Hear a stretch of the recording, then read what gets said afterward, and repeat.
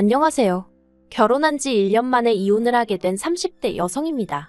제가 오늘 이렇게 사연을 쓰는 이유는 책임지지도 못할 소리를 함부로 하는 남자와는 아예 시작도 하지 말라는 말씀을 드리고 싶어서예요. 사실 제 얼굴에 침 뱉기 같아서 친구들한테는 차마 말하지 못했지만 저 역시 남편과 연애를 시작할 땐 남편이 그렇게 무책임한 사람인 줄 몰랐어요. 남편과는 사회생활을 하면서 자연스럽게 알게 된 사이예요. 오며 가며 서로에 대한 호감을 갖게 되었다가 남편이 먼저 한번 만나보고 싶다는 표현을 해오면서 연인이 되었지요. 당시 저희 둘 다 20대 후반으로 결혼까지 생각하고 시작한 만남은 아니었고요. 하지만 인간관계라는 게 제가 뜻한 대로만 흘러가는 건 아니대요. 사귄 지 3년쯤 되니까 남편이고 저고 누가 먼저랄 것 없이 우린 나중에 결혼하면 이렇게 살자. 애는 몇 명 낳자. 약간은 농담처럼 이야기를 나누기 시작했거든요. 근데 솔직히 연인 사이에 의뢰하는 이야기 정도로만 생각했던 제가 어리석었지요. 왜냐하면 그러다 보니까 어느샌가 저희 둘이 결혼하는 게 당연한 일처럼 되어 있었거든요. 그래서 남편을 사랑한 것과는 별개로 결혼에 대한 100%의 확신이 있어서라기보다는 약간은 분위기에 휩쓸려서 결혼을 하게 된 듯합니다. 다른 사람들의 생각이나 시선보다는 제 마음의 소리에 좀 더 귀 기울이고 스스로에게 솔직했어야 하는데 말이지요. 신혼살림은 저희 둘의 직장이 있던 지역 내 작은 아파트에서 전세로 시작했어요. 시부모님이나 친정부모님이나 다행히 당신들 사는 집하고 노후 준비 정도는 되어 있었지만 결혼하는데 현찰다발을 턱턱 내주실 상황은 아니었거든요. 그래서 남편과는 처음부터 우리 두 사람의 능력으로만 시작하자고 약속을 했었어요. 쓸데없는 허례허식도 상의 끝에 생략했었지요. 하지만 어째서인지 저도 남편만큼이나 받은 게 없었는데 언젠가부터 어머님과 신우는 걸핏하면 제가 빈몸으로 시집왔단 소리를 해댔습니다. 그리고 더 화가 나는 건 그런 소리를 듣고도 남편은 저를 대신해서 말 한마디 해주는 법이 없었다는 거예요. 결국 참다 못한 제가 어머님 면전에다 대고 제 친구들은 남자 쪽에서 집도 해오고 차도 사오던데 저는 무슨 팔짠지 모르겠다고 해버렸어요. 남자가 모아둔 돈이 없으면 시부모님이라도 해주시던데 하면서 말이에요. 이런 대화가 신혼 초에 있었으니 이후로 시부모님과 신우 그리고 제 관계는 금세 안 좋아졌습니다. 솔직히 갓 시집온 며느리였던 제 입장에선 시댁 식구들과 껄끄러운 사이로 지낸다는 게 얼마나 부담스러운 일이었는지 몰라요. 하지만 계속 제가 참고만 있었다면 저희 어머님이나 신우 성격을 봤을 때 어디까지 참나보자는 식으로 저를 무시하고 막대할 게 뻔했거든요. 그래서 마음은 불편했지만 후회는 없었습니다. 그리고 그때부터 어머님이나 신우는 제 말 한마디 행동 하나하나 관찰하며 한마디로 물고 뜯을 궁리만 하는 사람들 같더라고요. 그런데 제가 영 두 사람 눈에 거슬리는 짓을 안 했던지 급기야는 결혼한 지 반년이 다 돼가던 시기에 난데없이 집들이는 왜 안 하냐고 화를 내는 게 아니겠어요. 허심탄회하게 털어놓겠습니다. 집들이를 안 했던 이유는 단순했어요. 일단 저희 아파트는 지어진 지 30년 가까이 된 구축이었거든요. 그래서 벽이 무너졌거나 물이 안 나오고 그런 것은 아니었지만 어쨌든 요즘에 지어진 집들처럼 환하고 세련된 멋은 없었지요. 하지만 제 집도 아니고 전세였으니 답답하긴 했어도 제 생돈을 들여서 고치기는 그렇더라고요. 그래서 그나마 새로 한 것이라곤 도배밖에 없었고 상황이 그렇다 보니 좋은 가구를 들이기도 그렇더라고요. 그래서 언제가 될지 기약은 없었지만 그래도 언젠가 전세가 아닌 자가를 사게 되면 그때 좋은 가구를 사자는 생각으로 일단은 저렴하게 중고시장에서 장만한 가구들이 대부분이었습니다. 그렇다 보니 솔직히 살기야 살고 있어도 남을 불러서 자랑을 한다던가 그러고 싶은 마음이 없었네요. 한편 결국 남편이 저에게 통보하듯 집들이를 하기로 했다고 알려왔어요. 제가 남편에게 적어도 나랑 상의는 하고 그런 결정을 내렸어야 하는 거 아니냐니까 자기도 어머님과 신우한테 시달리는 게 너무 힘들어서 충동적으로 그랬다나요. 그리고는 어차피 한 번은 해야 할 것 같으니 좋은 마음으로 하잡니다. 저는 너무 짜증이 났지만 한편으론 그래 남편 말대로 어차피 한 번은 거쳐야 할 관문이면 매도 먼저 맞는 게 낫지 그렇게 생각하기로 했어요. 그리고 어머님 아버님 그리고 신우만 초대하면 세 사람밖에 안 되니까 음식하고 그러는 게 얼마나 힘들 것 같지도 않았고요. 그런데 집들이를 하기로 한 전날 어머님한테 연락이 왔습니다. 어머님 아버님 신우뿐만 아니라 어머님 친척분들도 오실 거라면서 음식을 넉넉히 준비하라고요. 제가 남편더러 갑자기 이렇게 바뀌는 법이 어딨느냐고 당신이 어머님이랑 통화 좀 해보라 했어요. 그러자 남편은 자기가 통화하면 뭐가 달라지겠냐고 어머님 기분이나 상한다며 그냥 기왕하는 거 좀 더 넉넉히 준비한다 생각하라대요. 하지만 말이 쉽지. 눈앞이 깜깜했지요. 어머님 아버님 신우 그리고 저희 부부까지 5사람에 맞춰서 장도 다 봐놨고 어떻게 할지 구상도 마쳤는데 이제 와서 갑자기 친척들이 온다니. 아무리 생각해도 도무지 답이 안 나와서 그러면 내일 아침에 당신이 나를 좀 도와줘야 한다고 했어요. 가서 부족한 재료도 사다 주고 잔심부름도 들어줘야 한다고요. 그랬더니 남편이 흔쾌히 알겠다고 하대요. 하지만 이튿날 아침 일어나니 남편은 벌써 어디를 갔는지 안 보였습니다. 비어있는 침대를 보니까 어찌나 열이 받던지 바로 전화를 했지만 받질 않더라고요. 어디 네가 이기나 내가 이기나 한번 해보자는 심정으로 5번을 내리 걸었는데도 안 받대요. 그리고는 11시가 다 되어서야 집에 왔는데 어딜 갔다 오느냐니까 밖에 날씨가 너무 좋아 보여서 뒷산에 갔다 왔답니다. 어처구니가 없고 남편이 어찌나 한심해 보이던지 제가 남편더러 장난하는 거냐고 쏘아붙였어요. 그랬더니 지금부터 도와주겠다나요? 저는 됐다고 남편에게 대꾸하곤 입고 있던 앞치마를 풀어서 남편 가슴팍에 집어던졌습니다. 그리고는 나머지는 당신이 알아서 하라고 했어요. 장봐오기부터 시작해서 밑준비까지 제가 다 했으니까 굽던지 찌던지 그건 당신이 알아서 하고 손님 맞이하라고요. 그러고 저는 제 핸드폰과 차키를 챙겨서 현관을 나섰습니다. 남편이 저더러 이렇게 해놓고 지금 어딜 가냐며 화를 내길래 나도 날씨가 너무 좋아 보여서 친정에 간다고 받아쳐버렸지요. 그리고는 저는 진짜로 친정에 갔어요. 사실 친정은 저희 집에서 차로 40분 거리로 그렇게 멀진 않았거든요. 하지만 결혼 후에는 특별한 이유 없이는 찾아가지 않았습니다. 친정 부모님도 각자 하시는 일이 있어서 바쁘시기도 했고 솔직히 결혼 후부턴 보통 힘들고 지칠 때마다 친정 생각이 많이 났는데 행여 친정 부모님이 속상해하실까봐 더 발걸음을 안 한 것도 있네요. 아무튼 그렇게 친정에 도착하니 친정어머니가 깜짝 놀라시면서 연락도 없이 무슨 일로 왔냐고 하셨습니다. 그런 친정어머니께 저는 그냥 엄마가 해주는 밥이 먹고 싶어서 왔다고 했어요. 하지만 그 말에 많은 뜻이 숨어 있다는 걸 굳이 설명하지 않아도 친정어머니는 바로 이해하시더라고요. 무슨 속상한 일이라도 있었냐면서 이야기해보라고. 그래서 그간 어머님이나 신우가 저에게 함부로 했던 것부터 시작해서 집들이 얘기까지 다 털어놓았습니다. 친정어머니는 한참을 말없이 듣고 계시더니 오늘은 어쨌든 왔으니까 좀 쉬다 가라 하셨어요. 저더러 잘했다 못했다 그런 말씀은 안 하셨고요. 그리고 한편 제 핸드폰은 불이라도 난 것 마냥 계속해서 전화벨이 울려대고 나중엔 문자가 폭탄처럼 오대요. 남편은 저더러 무책임하다. 일을 이렇게 벌려놓고 어쩔 셈이냐? 아주 혼자서 똥줄이 탔는지 난리가 났더라니까요. 그리고는 급기야 어머님으로부터 전화가 걸려왔습니다. 저더러 지금 당신 얼굴에 먹칠을 하려고 작정을 했냐면서 이게 무슨 짓거리냐고 화를 내시대요. 그래서 처음부터 집들이도 어머님하고 어머님 아들 둘이서 정한 일 아니냐고 왜 저한테 그러시냐 했어요. 그래도 제가 식사하실 수 있게 밑준비는 다 해놨으니 남편더러 차리게 하시란 소리도 했고요. 어머님이 저더러 하는 짓마다 마음에 안 든다고 하시던데 제가 차마 저도 어머님 하시는 행동 다 마음에 안 들어요 그 소리는 못했네요.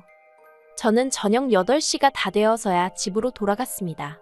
집에 도착하니 가관도 아니더라고요. 부엌은 엉망이 되어 있고 거실에서 뭘 했는지 장판도 여기저기 찍혀 있고 전세 끝나고 물어주고 나갈 생각에 벌써부터 머리가 지끈거리더라니까요. 그리고 그때 남편이 저를 보더니 진짜 이렇게 했어야 했냐입니다. 그래서 저도 남편에게 당신은 내 부탁을 귓등으로도 안 듣지 않았냐고 그래놓고 나에게 뭘 바라냐 했어요. 그러자 남편이 할 말이 없다면서 이렇게 제가 화를 낼 줄은 몰랐다고 미안하다 하대요. 솔직히 그 미안하단 말 한마디에 제 마음이 전부 다 풀리지는 않더라고요. 하지만 친정부모님이 하신 말씀도 있고 일을 더 키우고 싶지도 않아서 그 정도로 하고 넘어갔습니다. 그런데 이게 웬걸. 사람이 집어릇게 못 준다더니 또 무턱대고 일을 벌려놓고 저를 찾더라니까요. 지난달 어머님의 생신이었어요. 진작부터 남편과는 양가 부모님 생신은 각자 알아서 잘 챙기자는 쪽으로 이야기를 했었거든요.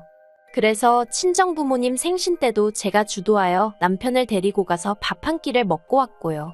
용돈도 재벌이에서 드렸어요.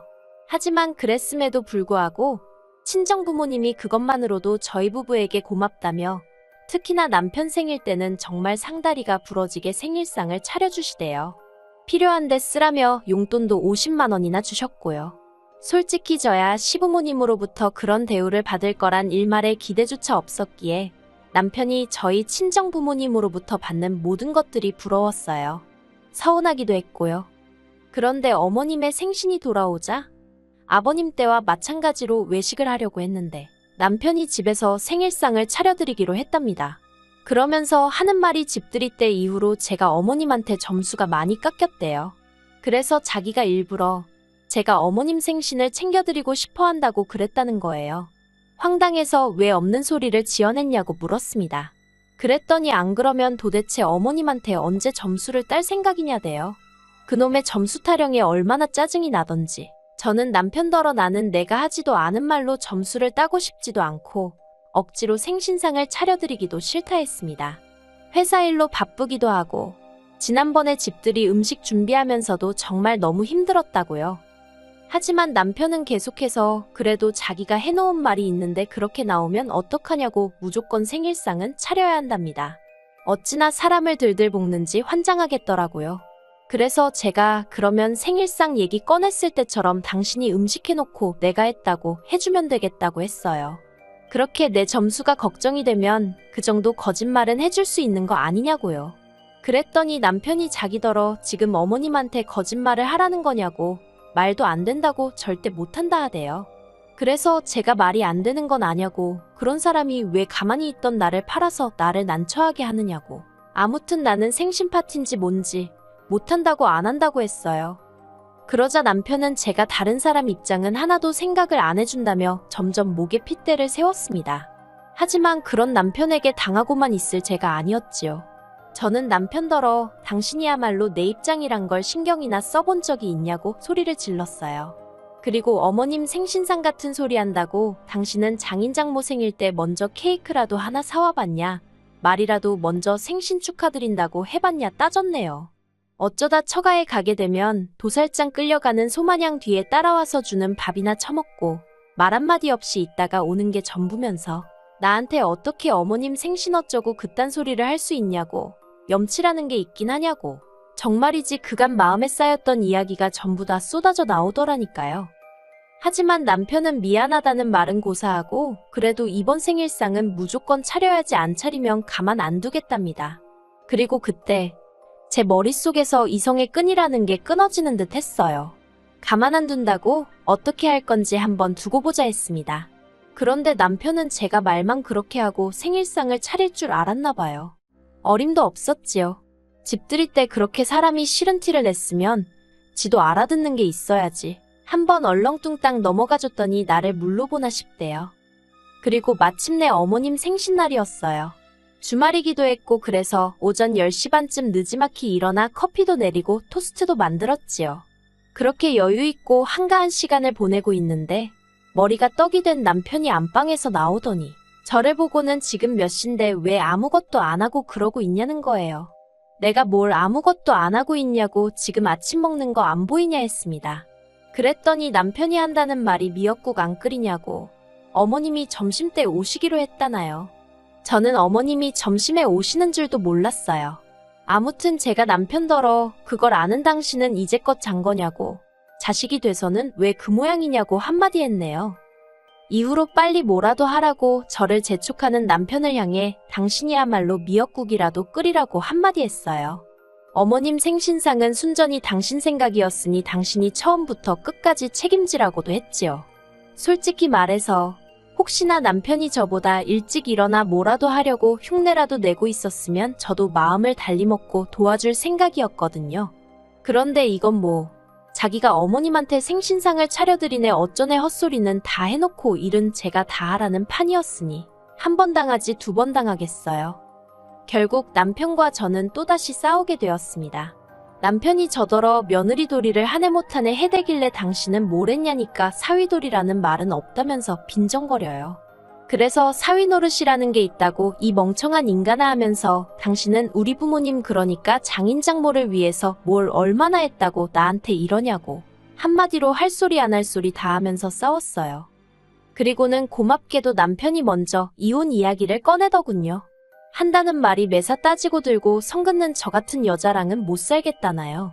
어이가 없어서 남편더러 나야말로 뒷일은 생각도 안 하고 터진 입이라고 떠들어대는 당신 같은 남자랑은 못 살겠다 했습니다. 그러자 남편이 욕을 하면서 현관 밖으로 나가대요. 부부싸움만 했다 하면 그렇게 밖에 나가서 담배를 피는 습관이 있거든요. 이때다 싶어서 남편이 나가기가 무섭게 현관 보조키까지 전부 다 잠그고 안전고리까지 걸었습니다. 그리고 이내 남편이 돌아와서는 잠긴 현관을 발로 차고 난리가 났대요. 게다가 그새 시간이 흘러서 어머님 아버님의 신호까지 왔더라고요. 다들 이게 뭐하는 짓이냐며 저만 나쁜 인간으로 몰아가는데 정말 지긋지긋하더라니까요. 결국 남편과 저는 이혼을 했습니다. 남편도 저도 서로에게 정이 떨어진 상태였지만 이혼을 어떻게 할지 정할 때만큼은 의기투합이 잘 되대요. 어머님은 저더러 성격 이상자라며 저 때문에 당신 아들 이혼남 됐다고 저를 고소하시겠다 했어요. 그래서 하시라 했습니다. 그러면 저도 어머님과 신우의 억지와 시비 때문에 남편과 사이가 틀어져서 이혼까지 했다고 어머님하고 신우가 저희 가정을 파탄냈다고 똑같이 고소하겠다 했지요. 솔직히 변호사 말로는 소송으로 해도 제가 이길 건데 다만 같이 산 기간이 얼마 안 되니 위자료는 거의 못 받을 거다 했거든요. 이혼 후 저는 친정부모님과 다시 합가를 시작했어요. 그리고 아무렇지 않은 척하고 있지만 사실 이제 내가 이혼녀구나. 솔직히 그 생각만 하면 왠지 모르게 움츠러드네요. 그래도 저를 응원해주는 사람들이 더 많은 걸 알기에 힘내보려고 합니다. 한편 남편의 경우 들려오는 소식에 의하면 기어이 그 생각 없이 말하는 버릇 때문에 큰 코 다쳤더라고요. 이혼 이야기가 오가던 당시 남편은 자기가 곧 승진을 하게 되었다며 무척이나 거들먹거렸는데요. 알고 보니 승진을 할 예정도 아니었고 순전히 자기가 잘못된 몇 개 서류랑 사장이 다른 사람들하고 나눈 이야기를 엿듣고 그렇게 소문을 내고 다녔던 거더라고요. 근데 문제는 그 이야기가 사장 뒤에 흘러들어가서는 사장이 남편더러 경거망동하는 것이 믿을 수가 없다며 오히려 좌천을 시켰다는 거예요. 솔직히 그 이야기를 들었을 땐 언젠가 그놈의 입 때문에 망할 줄 알았기에 놀랍지도 않았지만요. 하긴 이제 뭐 남남인데 무슨 상관이겠어요. 저는 저대로 제 앞가림이나 잘하렵니다.